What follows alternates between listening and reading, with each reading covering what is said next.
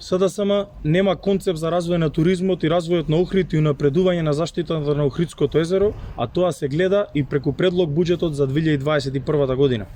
СДСМ, начело со премиерот во заминување Заев, со ништо не ги помага ниту туристичките работници кои беа најмногу погодени од COVID-19 пандемијата. Туризмот со СДСМ тоне, а Охрид и Охридско ќе бидат заборавени и во идната 2021 година. ВМРО ДПМН преку амандмани на буџетот за 2021 година предлага низа мерки за кои сметаме дека се насушно потреби за Охрид и Охридско, но и за туризмот во целост, не само во нашиот регион, туку и на ниво на цела Република Македонија. Во таа насока ги предлагаме следните проекти, односно зголемување на средствата за одредени проекти. Изградба и уредување на градскиот кеј во Охрид.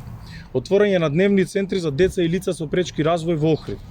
Креирање на специјалистички едногодишни студии за работа во култура за туристички цели, археологија, етнологија, историја на уметност, историја, реторика, етика и слично. На тој начин би се вратил интересот за овие научни гранки, а туризмот би се збогатил со луѓе кои се компетентни во овие научни теми.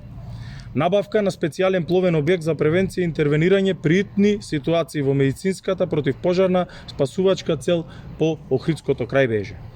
Развој на мобилната апликација Бренд Маседонија. Поддршка патување низ Македонија.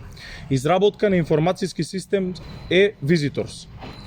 Дигитализација на царинската управа. Субвенционирање на угостителските капацитети кои би добиле статус зелени хотели, зелени звездички. Евидентирање и промоција на еколошки зони, екотуризам. Евидентирање и промоција на верски објекти. Изградба на патно поврзување на селото Куратица со општината Дебарца. Формирање на посебен развоен фонд за туризмот и угостителството. Изградба на катна гаража во Охрид. Реконструкција со надградба и доградба на објектот на научната установа Центар за култура Глигор Парличев со цел обезбедување на нов објект наменет за македонски народен театар. Изградба на велосипедска патека Охрид Свети Стефан. Изградба на откупно-дистрибутивен центар за земјоделски производи во Охрид. Изградба на станови за млади кадри во планските региони со посебен акцент на инженери за потребите на извозно ориентираните компании. Формирање на централно тело за јавни набавки и формирање на посебна туристичка инспекција и полиција.